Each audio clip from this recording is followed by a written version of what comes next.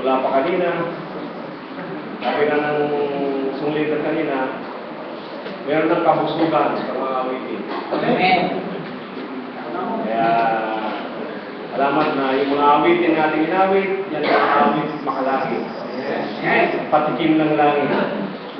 Kaya, ang nagagalak na sa'yo nandito, sabihin na namin. Lord, ang aking mensahe sa umagang ito, yung pag-ibig, iglesia at katotohanan. Yan ay nakasaad sa ating tema.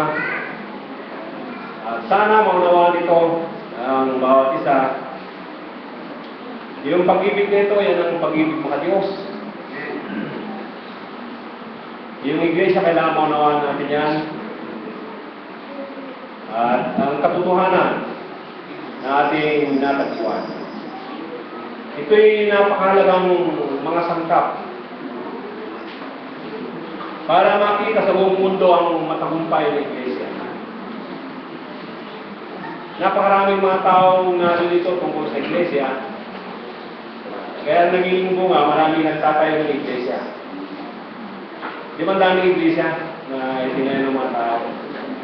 Pero pagka naunawaan natin ang tungkol sa iglesia, mananatili tayo doon kapagkat yun ay isang katotohanan. Yung mga anak ng Diyos o tinatawag ng mga Kristiyano, kailangan maging maliwanag po ito sa atin. Huwag kayong malilito. Sinasabi nga sa Bible, huwag padaya. Be not deceived. Ang Diyos ay seryoso siya. Ano man ang ipinalim ng tao, siya rin ang aaningin niya. Tama. Kaya anumang uring may buhay tayo ngayon, sa spiritual tayo nagtatalim. Kung ano ang ating sinasabi, ano ang ating iniisip, ano ang ating ginagawa, yan ang ating pagtatalim spiritual. Kaya kung ako'y nandito, nanggaling pa sa Mindanao, nanggaling sa Bisaya, nanggaling sa Metro Manila, nagkapuliya, ada yung norte. Kaya nagdati kami man, Sintral Luzon. Bundawaya ko, samantalayin ko na. Yung 5 araw na ito sapagkat sa nangyayaring mga gawain sa buong Pilipinas, ang pinaka-highlight, no other than the convention in the Philippines. Dahil nakakasama natin ang ating mga kapatid, na galing sa iba't ibang mga lugar, meron pang mga imported. If I'm not mistaken, Brother Harry is 7 times? 7 times. 7 times na. 9 times. Lucky. Kung ako'y nasa sugalan pa, pagka 9, lucky yun. When I was a gambler man, 9 is a lucky number. But a perfect number is 7. That is the number of the church, 7. Are you agree? Do you agree? Kaya, ganyaman tayo ginawa mo. Dati ito ay awantay sa banang lugar. Kanina pang umaga, talagang nasamang na ang kagalakan. Puno tayo kagad. Kung nakarang ganun din eh. Kaya salamat na maraming natututo, maraming nagdadagdag. At ang balita sa amin na nalalagay sa information, sa text, kundi sa internet, kaya doon nga may isang salamat kayo, ano? Kaya lang, tinukanin ka, doon nga mawawang pinya ako. Bahala kayong panunod niya. Kaya, pag-aralan namin ito, mahalaga po ito. Yung pag-ibig, unahin mo na po yan. Ako'y naniniwala, hindi matatayo ang iglesia kung walang pag-ibig. Naniniwala ko. Ayun, yung iba, pag-ibig. Ano bang naunawaan natin sa pag-ibig na binabanggit ng Bible? Doon sa ating binasa, mayroong pag-ibig ko rin. Nagtatanong ang ating Panginoon sa isang alagad niya.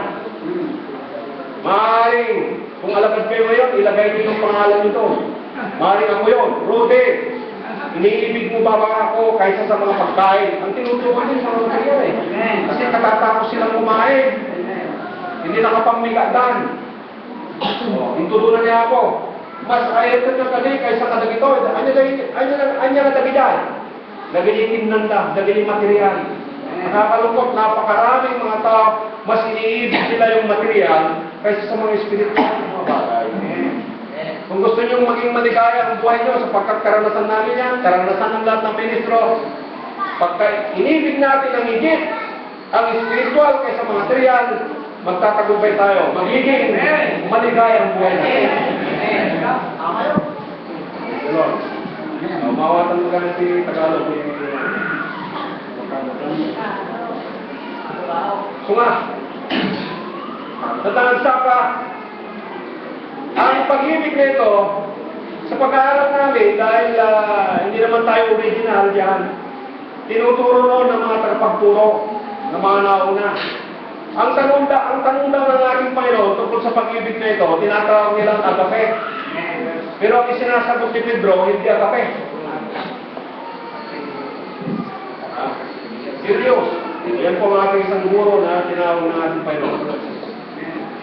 Serious.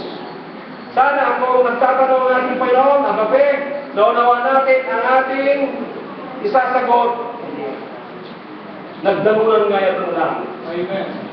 Nung nagdanunan ngayat, isang saludsugan niya ako, isang pagtayo, nagdanunan ngayat ng langit. Tagalaw? Imugi, dibigyan mo ano, tayo mo ano.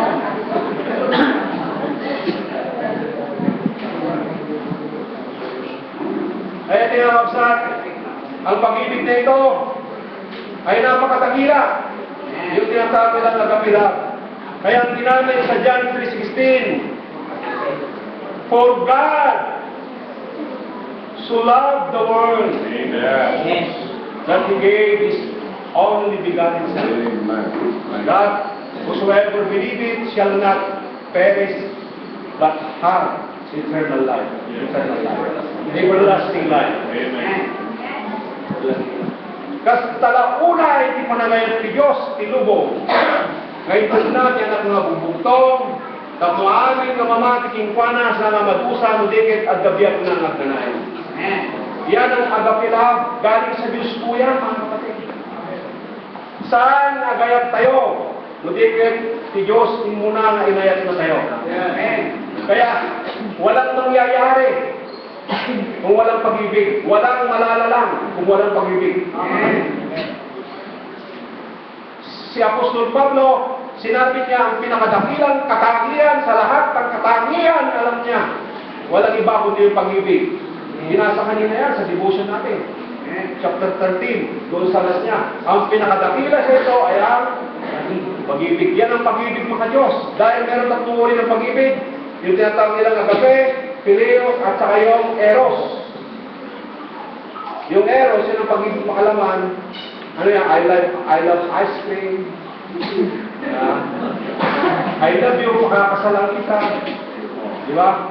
Kaya ang nangyayari, dahil hindi tunay na pag-ibig, pinakasalan, sa isang linggo, naghiwalay. Walang marriage should be based in love. Should be based in love. Marriage Amen. should be based in love. Ewan kung tama ko doon. Amen mo, ang mga Pilipino kasi, pagka nag-i-English yung parehas na Pilipino, medyo nagkakayaan. Pero kung dalawa lang kami, tatlo kami, eh talaga nga, pabuburo ng English ko.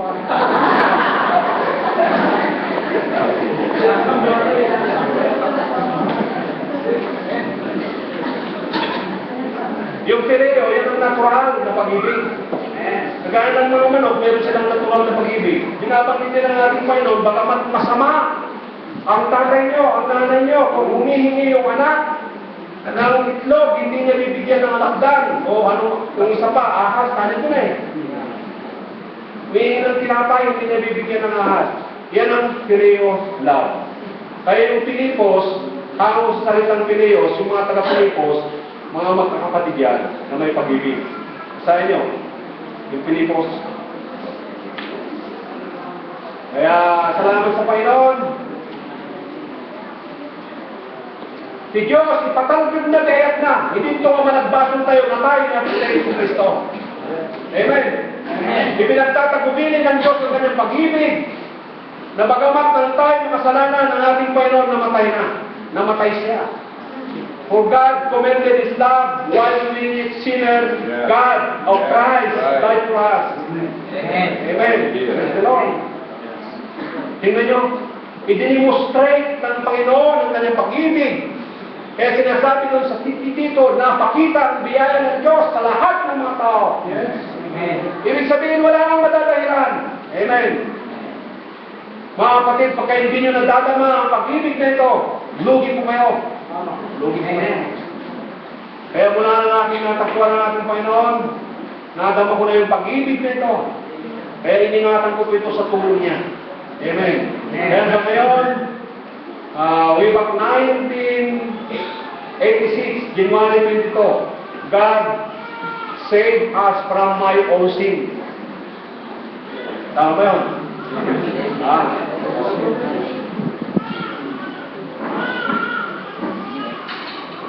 If any man be in Christ, he is a new creator. All things pass away.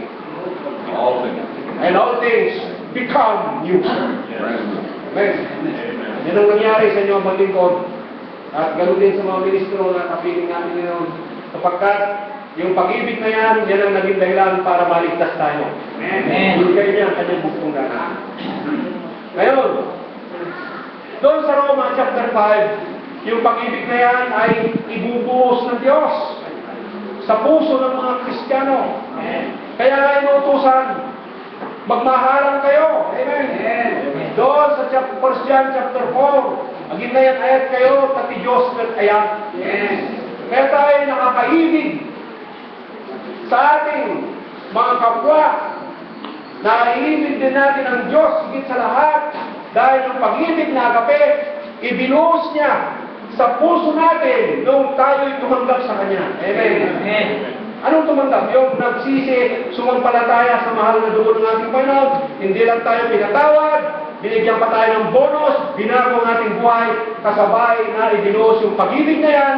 Kaya hindi na ko kailangan magsulat tungkol sa pag-ibig. Sapagkat natural na nandito yan, mga kapatid. Amen. Alam niyo yung natural, nandun na, cultivate na lang.